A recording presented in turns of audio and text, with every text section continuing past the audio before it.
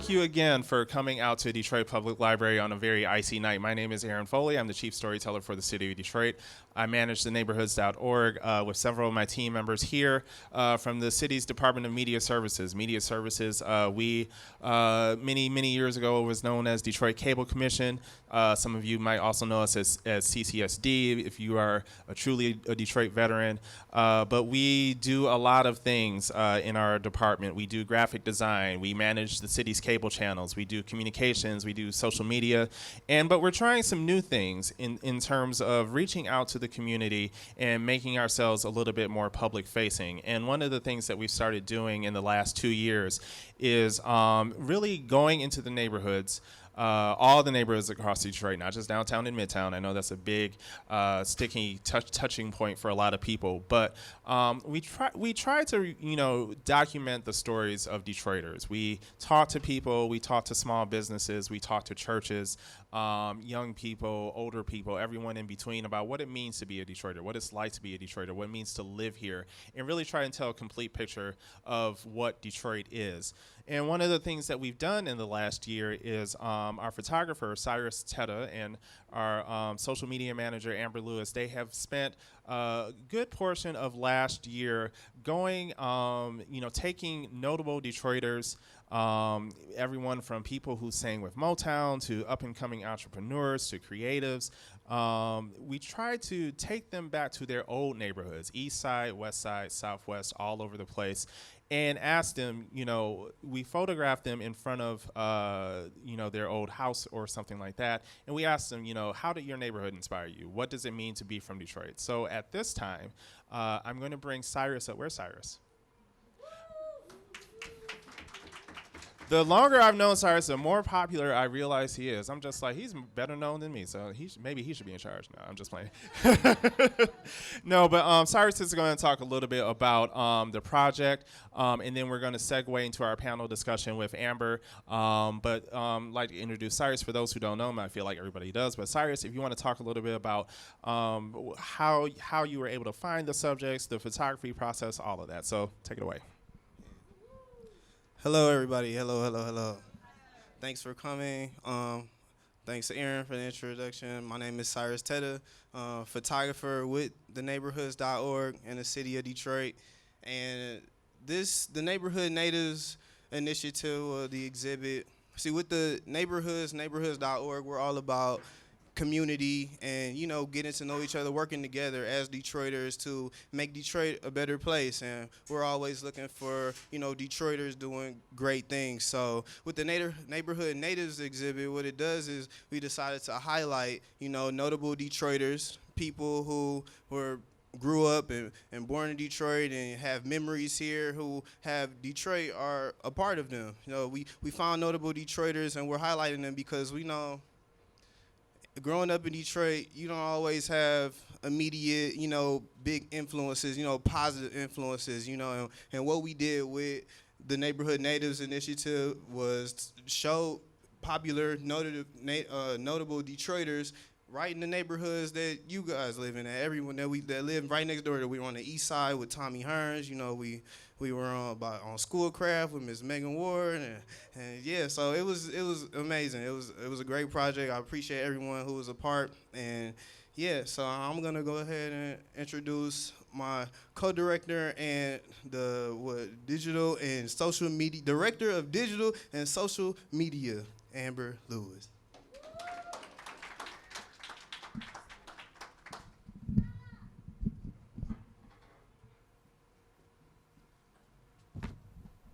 All right, again, welcome everybody to the Neighborhood Natives panel. I'm going to introduce our featured panelists, and we're going to go ahead and get started. So Ms. Meagan Ward, she is a global powerhouse, and she's known for her women's empowerment. She is a founder of Femology, which is the only all-women's co-working space in the city of Detroit, and she's an ambassador for the U.S. Embassy, and she's a mentor to me, so everybody give a round of applause for Ms. Meagan Ward.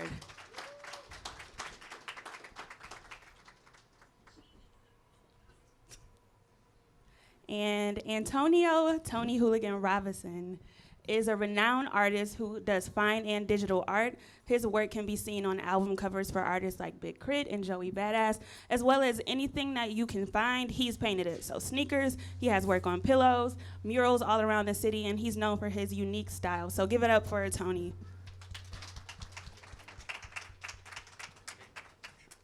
So as you know, oh, and also if you haven't signed in, there will be a clipboard going around. We just want to get your name, your email, and what your favorite Detroit song by an artist is. So Aaron will be passing that around. So as you all know, this series is called The Neighborhood Natives. And right now, a big topic of discussion is what makes somebody a Detroiter, right? What makes somebody a native? So I just want to find out from you two what you qualify somebody as being a native or a Detroiter. We can start with you, Tony. I was going to go off the ladies first, but all right. How everybody doing tonight? That's beautiful. I love y'all. I want to start with that. Thank y'all for being here. What makes a Detroiter? I would have to say endurance and individuality. The consistency to want to pursue and the drive to never want to stop. So resilience for you. So that's great. I definitely agree. And one, thank you for the city of Detroit for one, always making me feel supported and being from here and not being afraid to leap. I've always felt that support. And so being a native Detroiter, gosh, what does it mean? And I talked to Brandon from the Michigan Chronicle about this, but not being afraid to rep your hood, right? Like, you know how you get those people and you know, they're like, yeah, I'm from Detroit. And it's like, I never knew. And I feel like real native Detroiters, you're like, yeah, I'm from this street. I'm from this street. Like when people say, where are you from? I'm like, Schoolcraft, like Grandma Rosedale Park all day, like West Side, you know, so. Yes, perfect. I'm glad you talked about that because when we took you both back to your neighborhoods, I remember like the stories that you told about growing up there. So just describe what growing up in your neighborhoods. You know, you're on the west side, that's where I'm from, 7 Mile YO, and you're from the east side. So just talk about your experiences like growing up in those neighborhoods. All right. So it was challenging, but in a good way. And what I mean by in a good way, I would have to say, like, it made me who I am today, and I wouldn't go back or change anything. The awareness that I picked up from walking around my neighborhood, walking to the bus, going to school, it heightened me for the challenges that I faced outside of my city. For those who didn't know, I lived in New York for 5 years, and then I moved to California for 1.5 years. But just like Megan said, I wasn't afraid to leave, but I also wasn't afraid to come back. And I think that was one of the most important things that I wanted to stay true to. And I think being from the east side specifically allowed me to go to other places and accept what it is that they tried to challenge or throw my way, because, I mean, you know, where else am I going to go but back home to the east side, you feel me? And to me, I felt like, you know, it was no place better than, you know, going back home. But I always felt like it was like a mission, you feel me? Being that person that leaves, gains something, and then comes back and then spreads it with the community and just shares. I also have a team of friends and a collective that I lead called the Whlgn. A couple of them here, you know, Bree, Uncle Tay. And without them, you know, we wouldn't be able to connect with one another. But we're all from the east side, or most of us in here, and we love where we're from. I love that. So Detroit, gosh, so my grandfather came from Alabama, and he wanted to get a job. He was 18 years old. He wanted to get a job at the factories. And so he moved to Highland Park with his family, and he was like, okay, I want to have a family. I want to raise a family. Highland Park wasn't the best area, but it was like a good area to build, like a good foundation back then. So he had 3 daughters. They were toddlers. It was my mom and my aunts. And he's like, okay, when they get, you know, in middle school and high school, I don't want them to go to school in Highland Park. I want to kind of move to more of a a tighter knit community. So Grandmont Rosedale was kind of up and coming, and so he's like, well, I can't afford those homes right now. So my grandfather became an entrepreneur. What was Eastern Market now was not what it was back then. So he used to go pick up meat from the Eastern Market, and he sold it out of his truck to Metro Detroit residents. And so he saved $20,000. He hid it in the freezer, and once he saved that 20, then he bought a house in Grandmont Rosedale Park. So that house that he bought is the house that I grew up in. We had 4 generations in one house at the same time. Actually, my husband, who's here now, who was my boyfriend back then, he used to come over and hide in the attic because I wasn't supposed to have boys over, but I did anyways. So yeah, there's so much history, but I remember running up and down the street barefoot, kind of going to neighbors' house, playing in their backyard. And so it was tight knit. It was community. It was like one of those experiences where you could go ask anybody down the block for sugar. Wow, that's really good. So you've both partnered with major companies. Meagan, you just recently wrapped up an Airbnb partnership. And Tony, you just worked with the House of Vans, and you both, as different as your lanes are, partnered with Foot Locker recently on the launch of their Detroit community store. So talk about the power of partnerships and how important it is to put on for a city like Detroit. All right. So the importance of putting on from where you come from. Okay, so we have our city, you feel me? And it's a community of a lot of individuals that love one another, okay? We have corporations that want to use that community to fund and grow their businesses, typical capitalism things. But the importance of partnering with those companies is making sure that the dollars that we give them come back to us in some way or form. You feel me? Whether it's me painting a mural within a school that's within the city that hasn't been used in the last 3 years, and utilizing or repurposing properties that aren't being used is something that is a disparity a little bit here. But if you can see the potential in things, with a little bit of creativity, you can do amazing things. But when you partner with these companies, you also shed light on the opportunities that other people may have to also partner with these companies when those times come. I'm not the last person to work with Vans or Foot Locker, you feel me? The opportunity is open for anybody or anyone who has a dream to do those type of things. I'm just letting you know, and I'm just here to show you that it's possible, you feel me? Anything is possible, really, but don't let the fear of big companies or corporations coming in interfere with your own growth at the end of the day, because we all have to give back in some way. And I don't know. I just like to partner with them because I got to make them give back anyway, somehow, some type of way. Thank you for that. I love that. What I can say, seeing artists like Tony, when you see them work with a big brand like Foot Locker or Vans, you appreciate it because you know they built themselves brick by brick.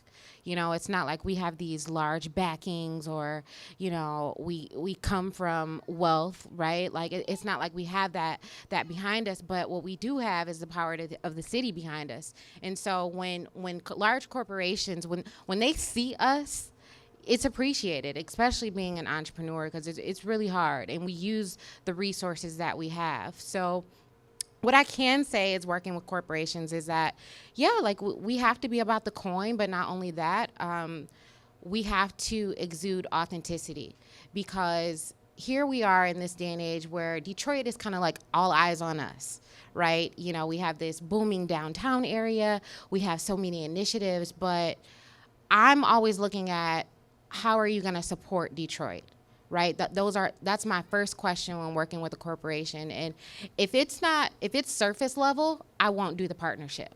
So Foot Locker, prime example, which I'm all for their initiative. They say, hey, we have Foot Locker Detroit coming, and we want you to be a part of it. We want you to host our grand opening. We'll pay you XYZ. I'm like, that's great. That sounds amazing. But what are you doing for the city? And they said, hey, our location, we're going to be doing free community events where we bring together Detroiters and Metro Detroiters to do events here at no cost. And I said, I'm with it.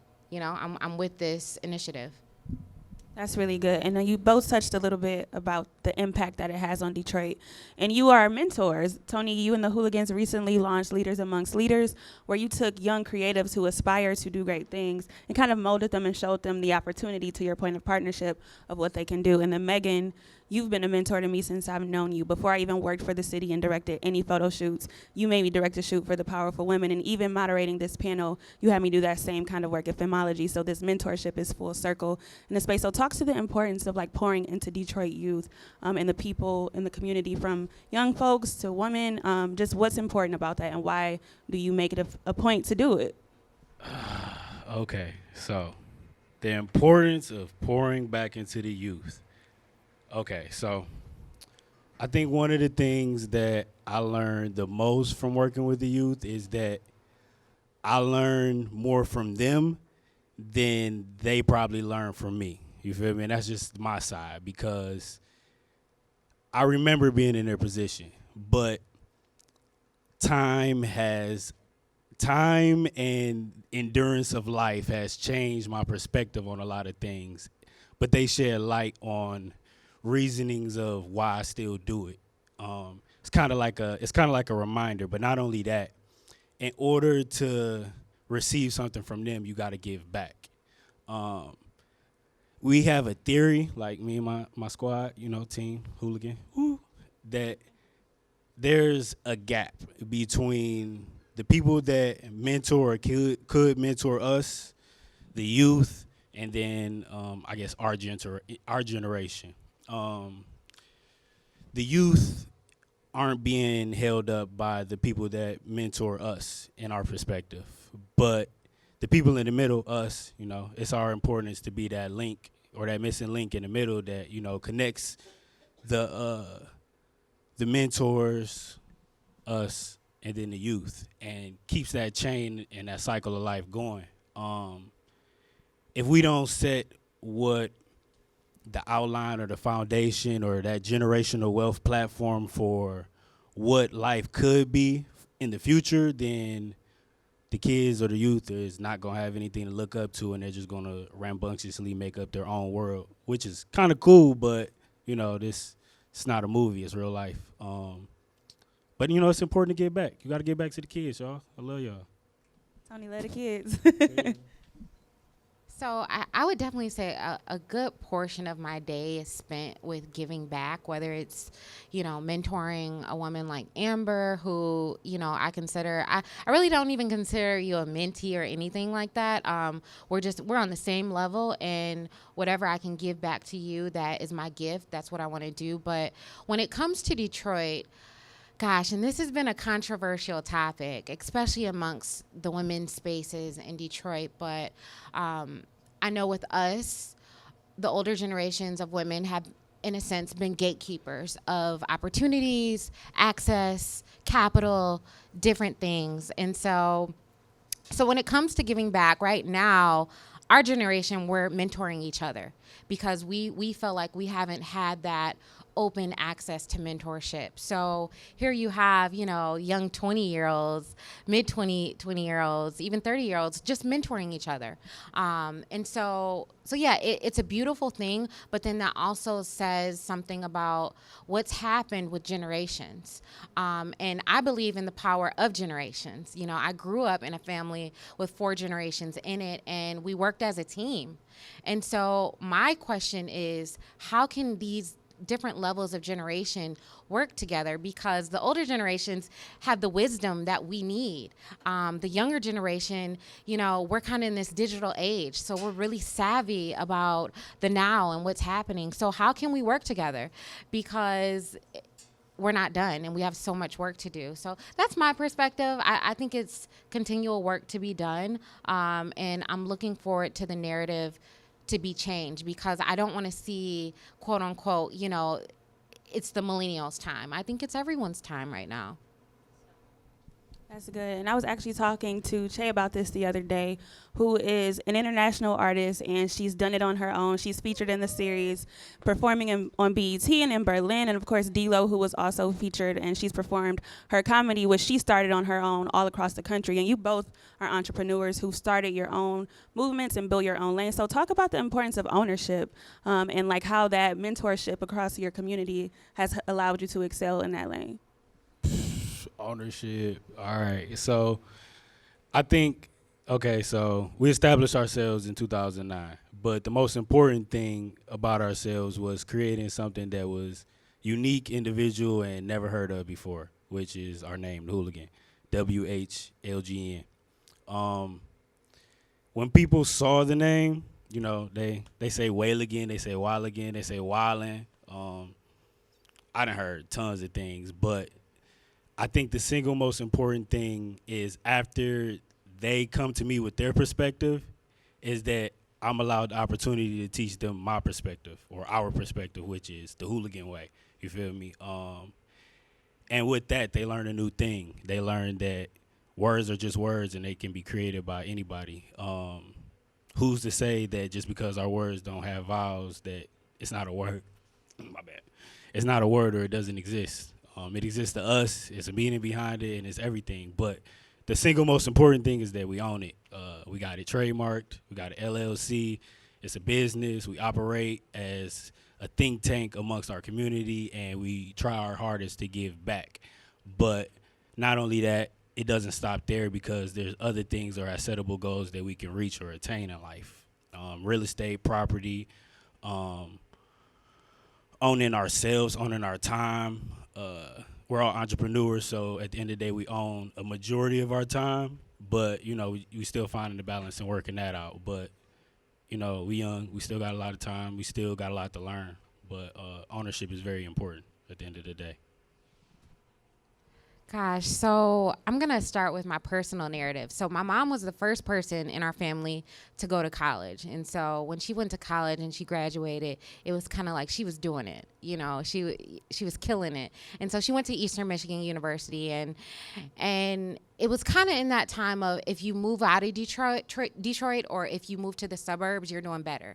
Right. So my mom eventually bought a house in Southfield. And so it was kind of like, okay, she's doing a little bit better. And so I knew when I got a little bit older that I wanted to be an entrepreneur, and I wanted to have my own business and do business. But I think the most important thing for me is what I've learned in this journey is that purpose will make a way for profitability. And when you're profitable, then you can own things. Right. And so along this journey, I've invested. I don't spend my money on clothes. I grew up being a consumer, right? So you get a check, you go spend it. You pay your bills, and then whatever's left, you buy things that you like or things that you need. And so when I grew up, I started to shift my mindset, and I shifted my mindset around ownership. And so started to invest back into my business. Like now, I get, things here and there, but I invest back into my business. And what I've learned from those experiences is that it not only comes back in a monetary form, but it comes back in an impact form. So when I see women and they say, like, you mentored me and I got my dream job, or, hey, Meagan, I was able to quit my job because my boss didn't make me value my worth. Like, those are the winning moments. That's really good. Knowing you both, I love how you talked about purpose fueling profitability, but I'm somebody who's always big on wellness, and like your wellness fuels your work ethic, and knowing you both, you're big on that too. Like Tony, we've done yoga together, and Meagan, we always are talking about the importance of like that self-care time and that alone time. So just speak to like your wellness practices and how that fuels your work, because you both do so many things. Boom. So physical health and mental health, very important. This year, as I get older, I'm starting to feel the effects of the physical health, wearing down on me. But one of the things I think one of the things I think that's most important that I added to my life or my daily routine is including a morning routine for myself. So waking up early, making my bed, that got to be the first thing that I do because, well, no, I drink water. I got to drink water first to rehydrate my body and wake up my mind.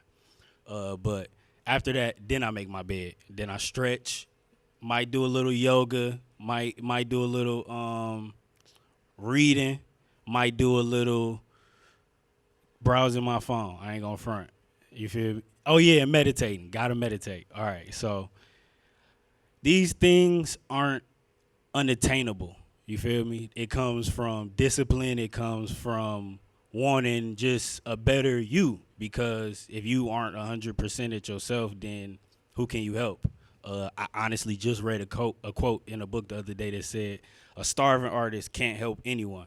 And from a youth, one of my goals was to never be a starving artist. To whatever perspective that means to anybody, my goal was to never be that because I always felt like I had to be a provider. I got a single mother. I got brothers, sisters, niece, aunties, uncles, a family. I got a community, and I got a responsibility at the end of the day, and I got to be here for that responsibility. So my mental health got to be up, and my physical health got to be up. Shout out to Clayhover Fitness, and shout out to Self Care Sunday. My friends, Whlgn friends, Lamari and Clayhover, put together initiatives for the community. Clay gives back food to the homeless, also trains us millennials, older generations, and younger generations in fitness and health. And Lamaria does Self Care Sunday, which is the last Sunday of every month, where a community of us just gets together and release tensions of topics that are on our mind in a group discussion type formal manner. But little things like that make the next week better or worth going through or doable at the end of the day. And I feel like that Monday is, what we need. You feel me? I like Mondays. They kind of cool. Self-care. So I'm not good at self-care. And I think when it comes to failure, we don't want to experience it, right? And so I remember becoming obsessive with busy culture in a sense of just going, just doing, trying to grasp wins, not wanting to even sense failure. And so probably these last 2 years, I've become comfortable in self-care. And so, a daily regimen, I definitely include that. But most of all, what has helped me, saying no to things that don't serve you. So when it comes to, how your time is stretched or how people stretch you, if they stretch you at all, I'm very conscious on the people that I surround myself with, the energy that's surrounding me, and the projects that I'm a part of. If it's not aiding in the overall vision, then I'm not afraid to say, hey, no, this doesn't serve me anymore, or this isn't serving me in where I'm going. And so yeah, that's been essential because once you grasp that first win, you're like, okay, this feels good, this feels right.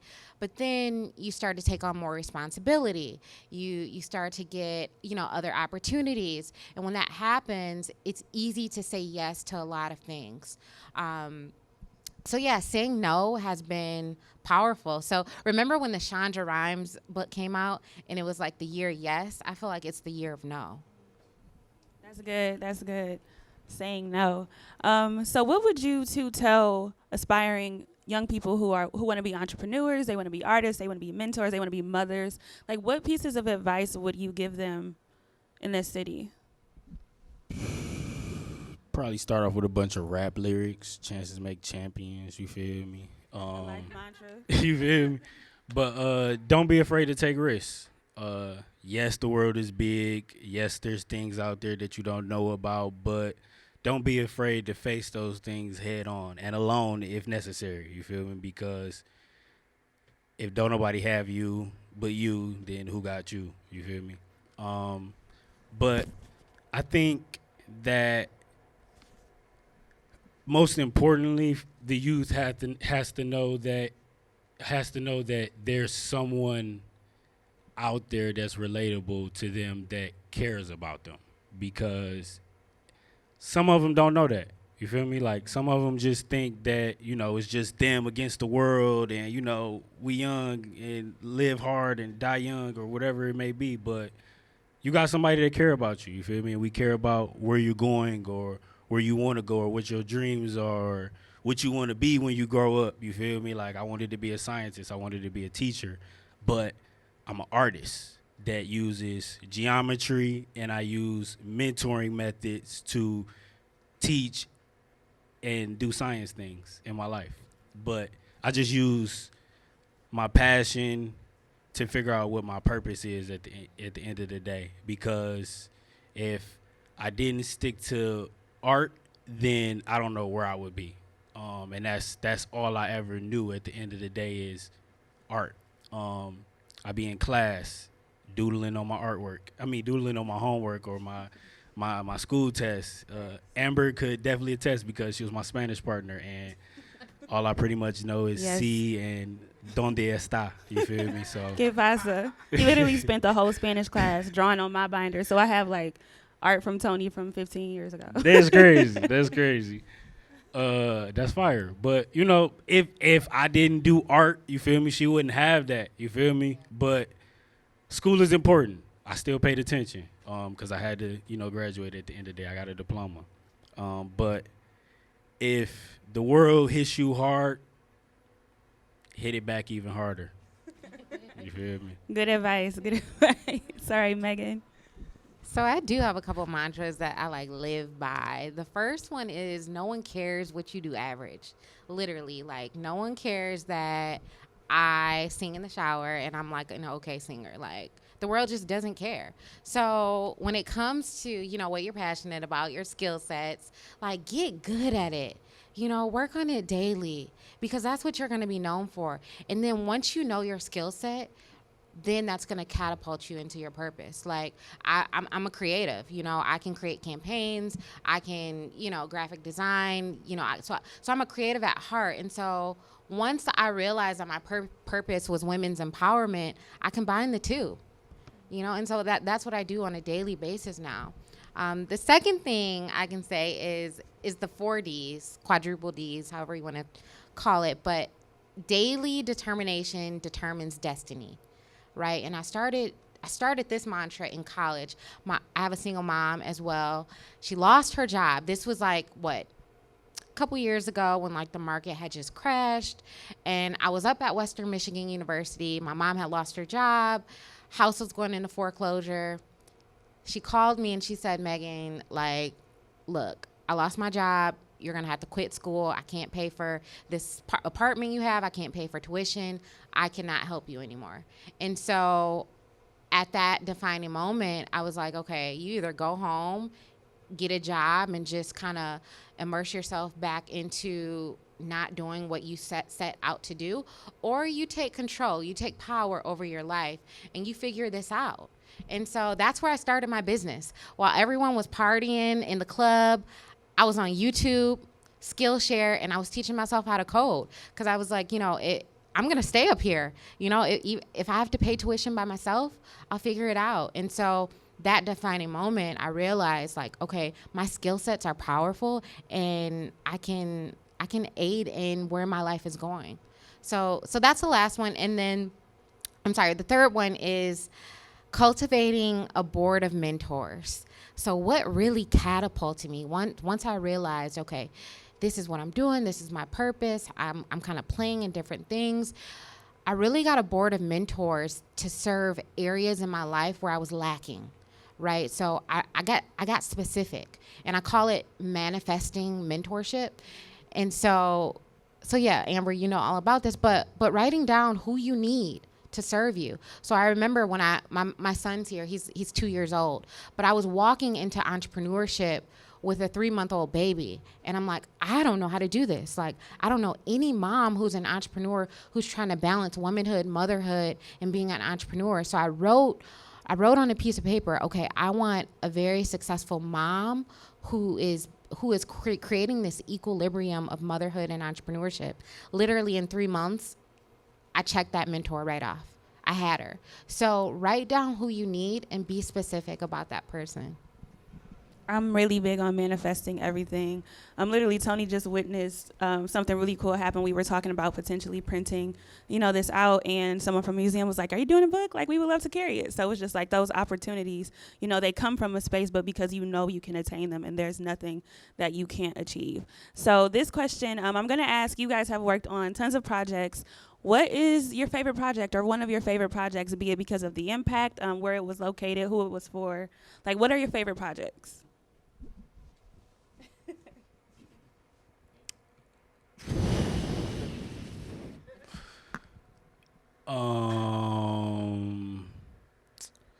You know what? I'm going to jump into it because it is what it is. So, Uncle Tay right here has on the Leaders Amongst Leaders hoodie. You feel me? So, whilst in California, okay, so back on the manifestation thing, all right? So, we in California, no money, staying on our homie couch in a room, you feel me? Not, trying to make it work for us. It's a beautiful place, so we didn't want to leave, you feel me? But we still had goals and responsibilities, you feel me? We still got a phone bill. We still got, rent we got to pay. And a lot of things dawned on us. A lot of ideas came to our mind. But one day, we in a room and Leaders Amongst Leaders comes. It's like, yo, we want to get back to the kids some way, somehow, you feel me? Da-da-da. Mind you, California was 2016. So we like, yo, yeah, we gonna figure it out. So write it on the board. Fast forward 2-3 years later, you feel me? We're at the Skillman Foundation with 20 other teams in a competition for $50,000 to introduce a program for the youth that Lonte had a picture of and just reminded me like a couple weeks ago. It was like, yo, look what I found. But like, it was an idea that we manifested like years ago, but stuck like how you go bowling, they got the kids bumper lane, you feel me? So like we've been doing like a bunch of reckless things in the middle, but had that goal in mind and attained that goal in some way, shape, or form. And it's a community expo next week on the 12th. I'm just put that out there. But we had an opportunity to manifest something and create it at the same time. And it isn't fully there, but the seed is planted.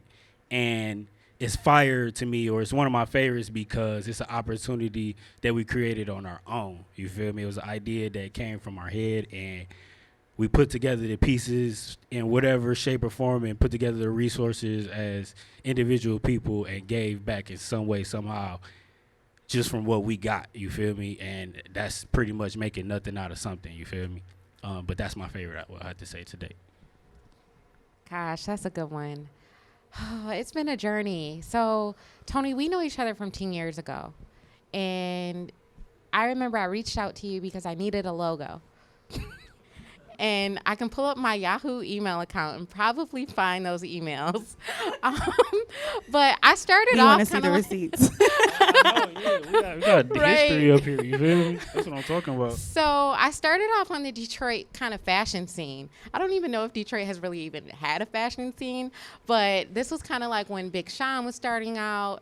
And I used to do these fashion shows, and I used to be in my room. I used to go to Michael's.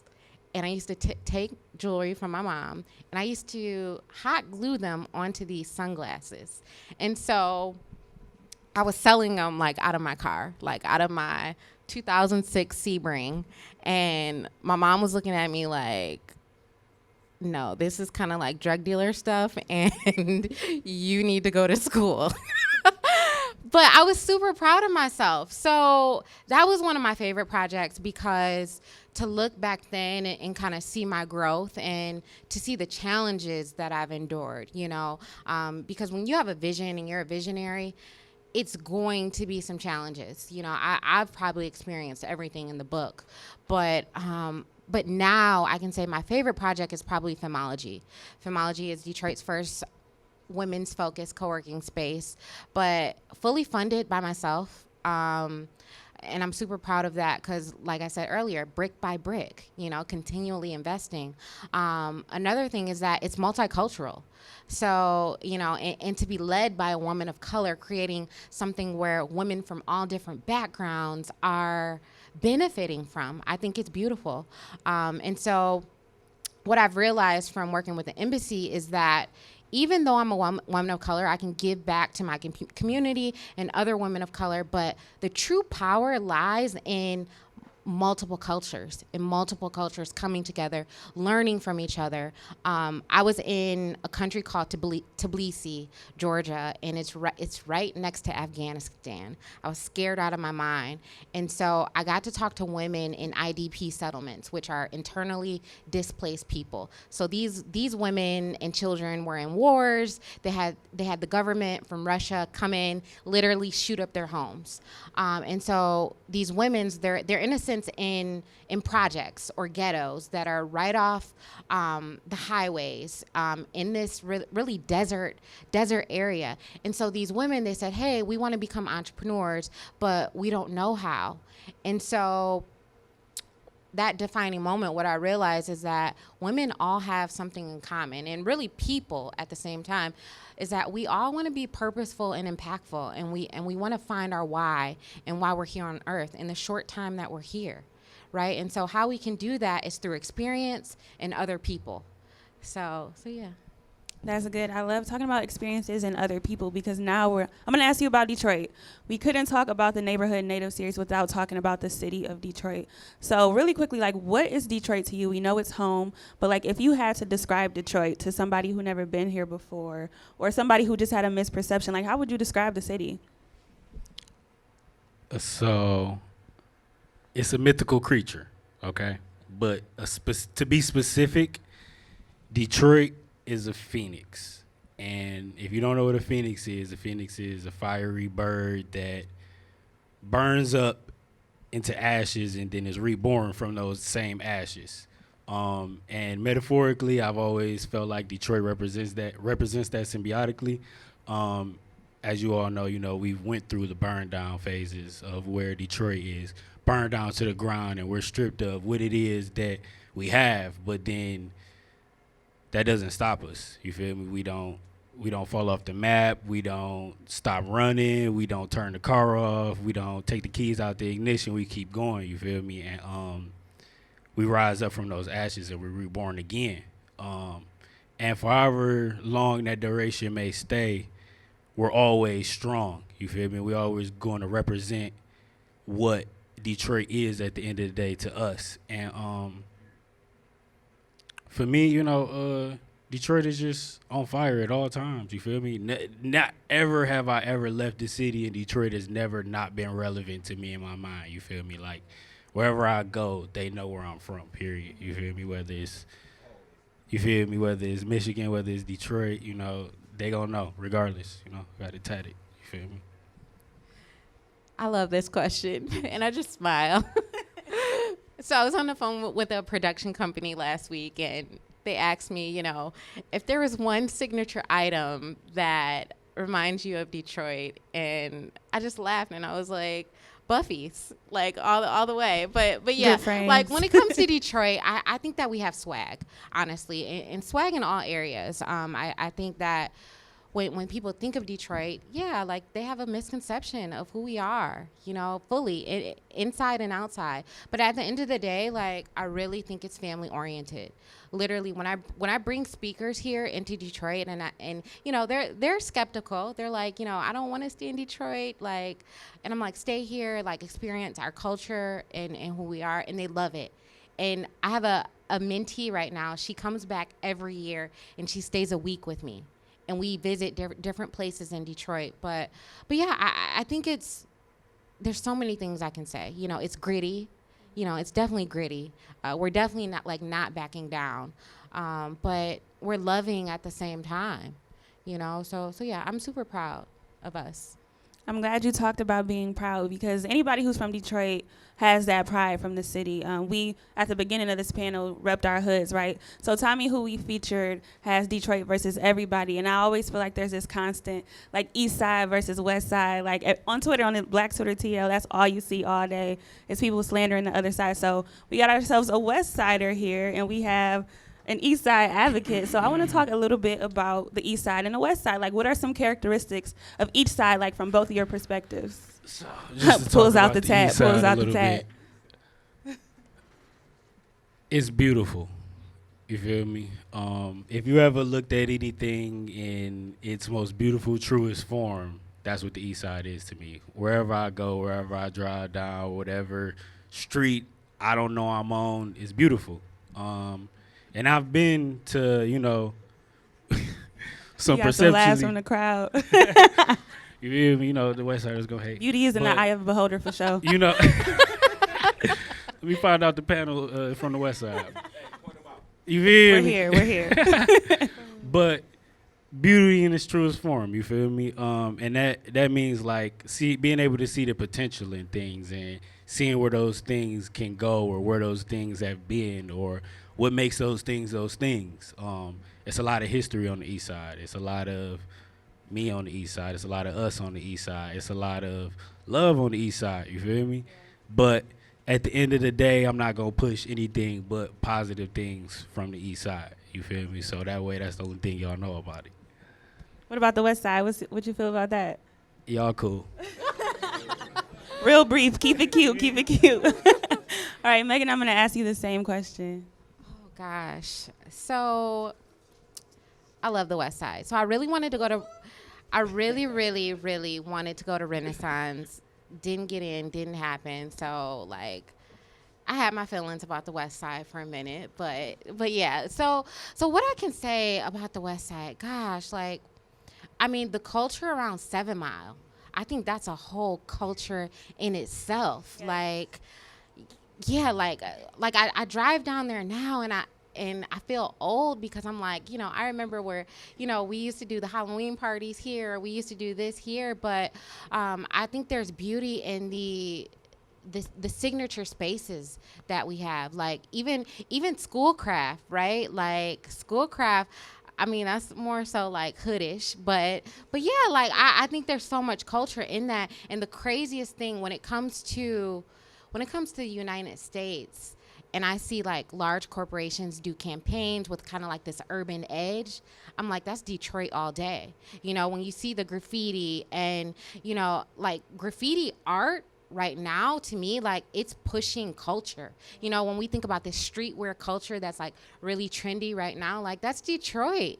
That originated from here. It is. I love that and what about the East Side? You got to talk about that as briefly as you can. So I would go to the East Side on summers, like, and I have fun. I would say, like, East Siders though, like East Siders like know how to have a good time. Like you can like let your guard down. Where like sometimes I feel like West Siders, it's like take your shoes off at the door, like like Bougie. Hey, I gotta keep the floor clean. Hold on. Like don't go in the dining room. My hands and knees. It's plastic on the couch. We got 2 East Siders up here. No, I love that. And I love that you both saw beauty in the sides that you're from, but of course in both sides. And for the record, some of my favorite people are from the East Side. I see you, Treese. So the last question that I have for you are some Detroit legends that you look up to. I know Cyrus tapped in earlier about how this series was important because we wanted to showcase people who young people could look up to and who, older people in the city could look up to for trailblazing in their lanes. But like, who are some Detroit legends or icons that you all look up to? Man, my granddaddy a OG in the hood, you feel me? Everybody know JC if you from my side of town, and that's honestly the Detroiter that I always looked up to. And to keep it a bean, I'm not someone that looks too far outside of my comfort zone for inspiration or motivation, you feel me? My grandfather actually had a stroke when I was in the 5th grade. He's still alive, you feel me? He had a stroke, but it interrupted his speech and his movement. So he isn't the same person that I once knew him as a child. But no. He's still the same person I knew him as a child, but he doesn't move in the ways that my mom or my grandmother may have seen him, you feel me? But at the end of the day, he's still the same Alabama, East Side, cowboy, country, garage, automobile mechanic, legend. I know, you feel me? And that's legendary enough for me. I love that. Gosh, so I'm gonna say the 4 generations living in my house. So raising me was an absolute beautiful experience because I never went to daycare, never had to go to daycare, I was just always at home. Honestly, you guys, I probably didn't go to school until I was 8, to be quite honest. But they had this very like free, they raised me and they always said, Meagan, you're the leader. Whatever you do, be the boss. That's how I was raised, right? And so growing up, I never followed the crowd. So when I got in high school, I always did my own thing, you know? And I remember, because I was super angry in high school because my grandfather had just passed away. But I was like, okay, you be the leader, you set the tone. And so I said, ninth grade, I said, okay, I'm going to say hi to everybody and I'm going to be kind to everybody. And so I followed that ever since then. And yeah, that has helped me in everything that I do. So like business can be insane. You know, like when you're dealing with like challenges in business and customer service, I'm always kind, but I lead with kindness. So yeah, I can say that. Other leaders, honestly, like right now, gosh, I'm going to say Tommy Walker, who's on the campaign. Definitely a mentor, colleague. You know, we have like these think tanks, but a visionary, you know, someone who has turned an idea, and this idea is a part of Detroit culture. I mean, who doesn't know about Detroit versus everybody? Everybody knows. Right.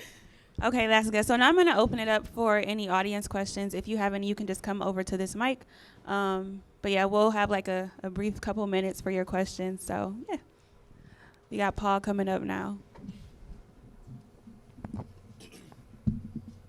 Hi, Paul again. What up, though, Paul?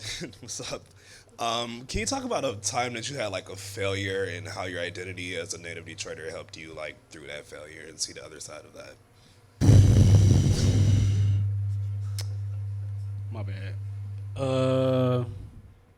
I accept all my failures like I accept all my wins. You feel me? So it's hard to like discrepancy like between them all, but I know when I'm down on my back. You feel me? So time living in New York. You feel me?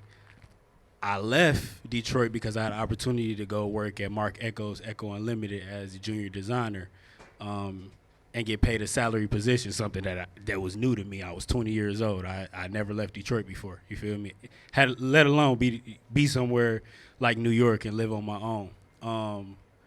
But I didn't let that stop me from leaving. You feel me? And I faced a couple challenges before I left, like being able to leave in the first place. My mom was like, "Oh, you can't drive my car." I'm like, oh, like I'm gonna get there, you feel me? So, you know, my brother and friend from Philadelphia drove from Philadelphia to Detroit to come and get me, and we drove 10 hours to New York.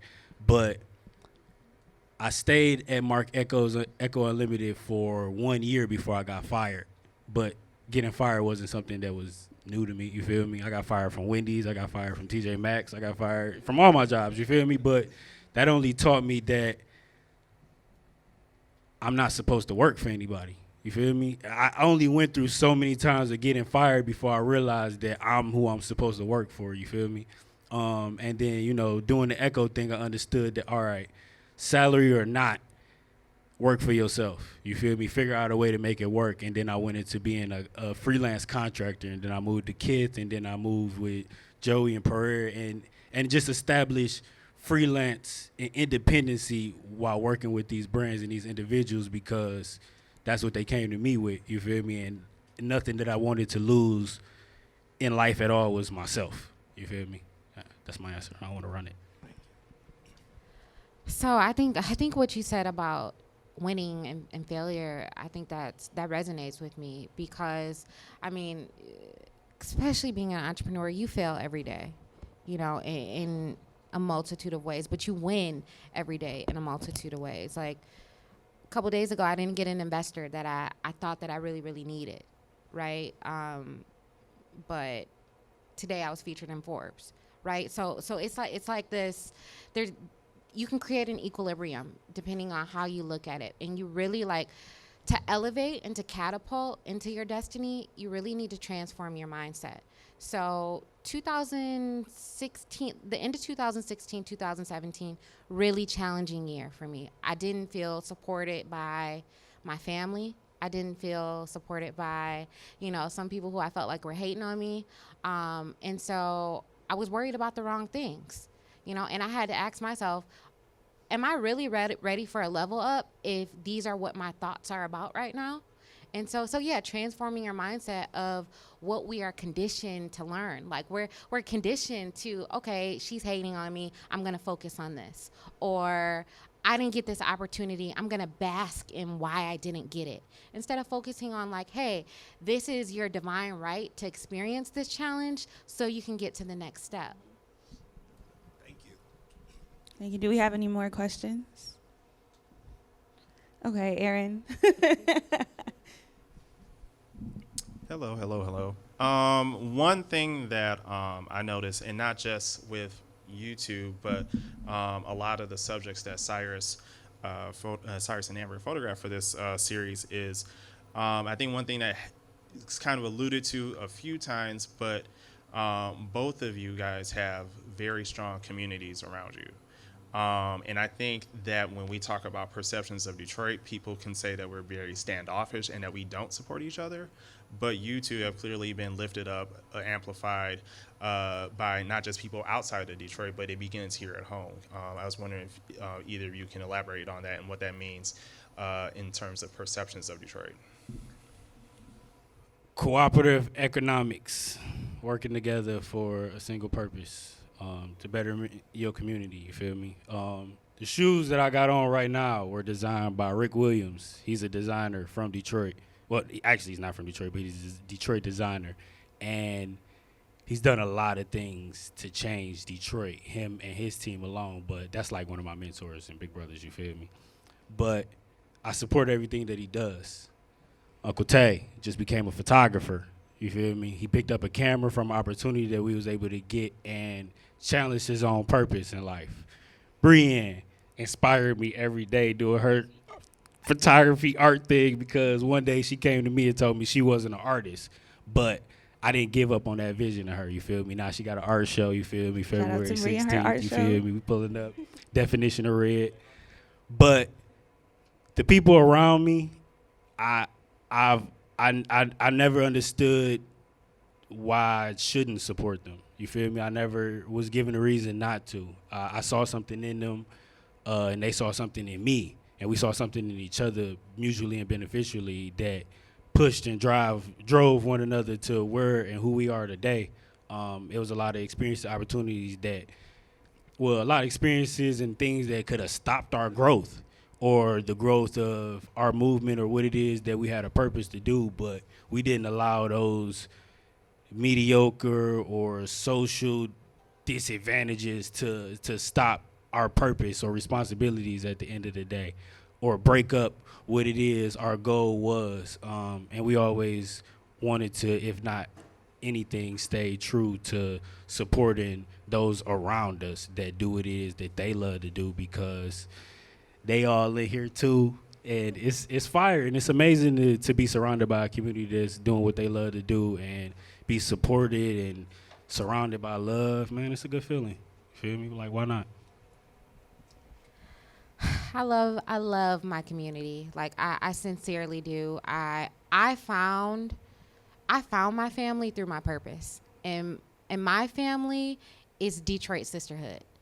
Detroit sisterhood is one of the most iconic experiences I've ever had. We have Brittany Brown in the building. We have Treese Clark. We have Amber, D-Lo. Like, even if you don't know someone in Detroit, you support them, and you have this authentic level of support. But I remember when I had to move away from Detroit, I was around 18 years old, and I had to become comfortable in this narrative and that this was a part of my story. But my mom and I, we had to move away from our entire family just from a really toxic environment. And I had to start all over. I didn't know anyone. I didn't know, so I had to build a community from the foundation. And so Brittany Brown was one of the first person that I actively collaborated with. So so my platform is collaboration, and that we can be more impactful and purposeful with collaboration. And so it was like, hey, what are you good at? And she was like, PR. And she's like, what are you good at? And I'm like, branding. And so we're like, okay, let's barter this thing out. You know, let's kind of help make each other's dreams happen. And so here we are now, and you know, we continually collaborate.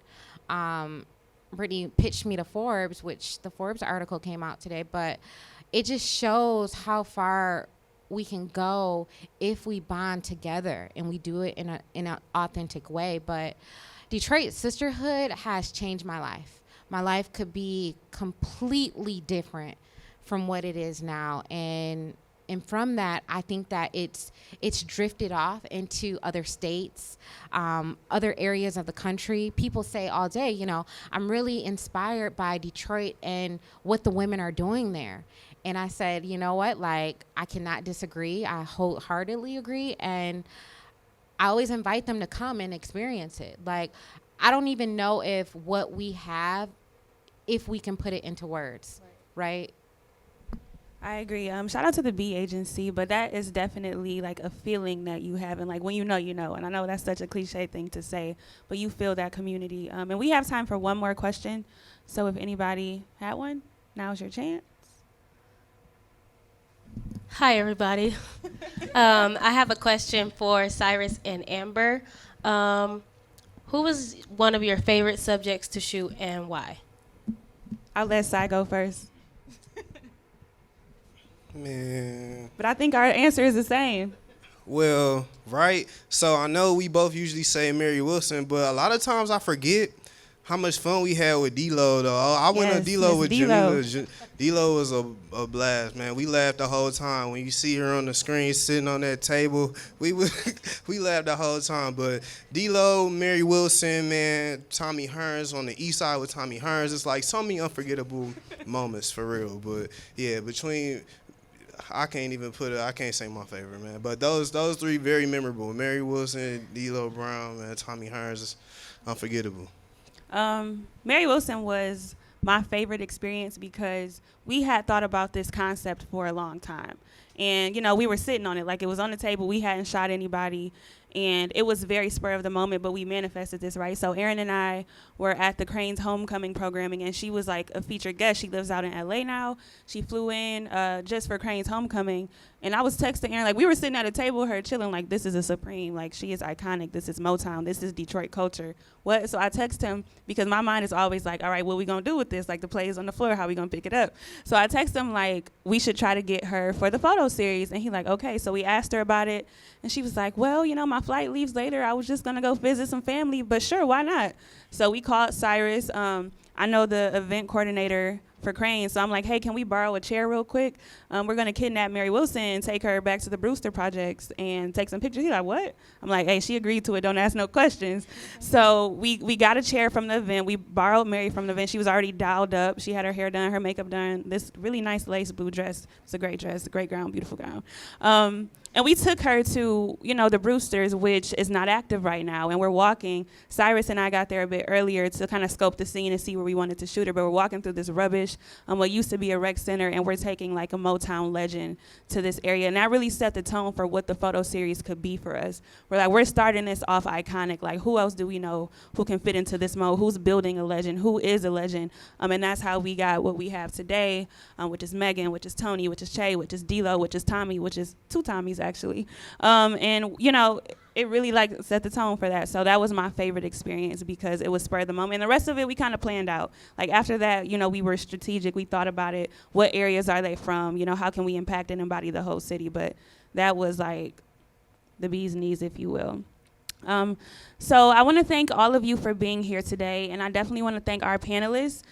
You definitely embody the city of Detroit through the work that you do and how you pour back into the community. So I want to give you these City of Detroit pins.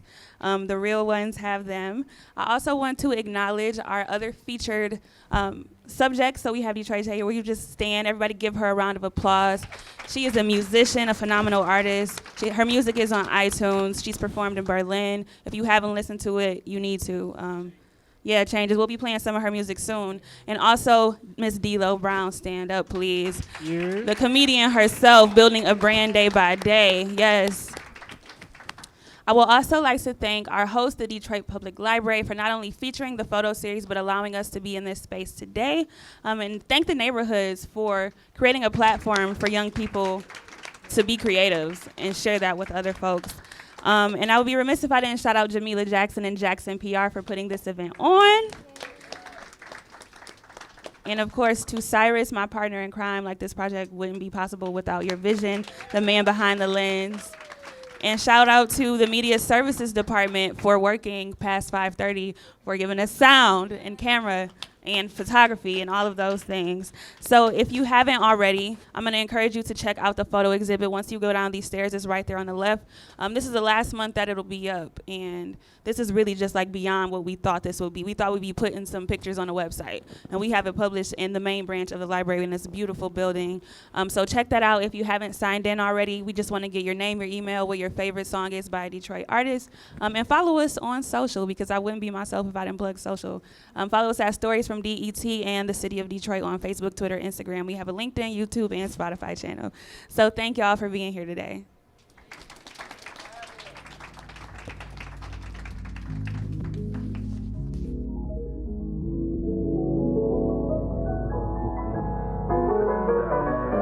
I got you stuck off the realness. We be the infamous, you heard of us. Official Queensbridge murderers. Tomorrow comes equipped for warfare. Beware of my crime family who got enough shots to share for all those who wanna profile and pose.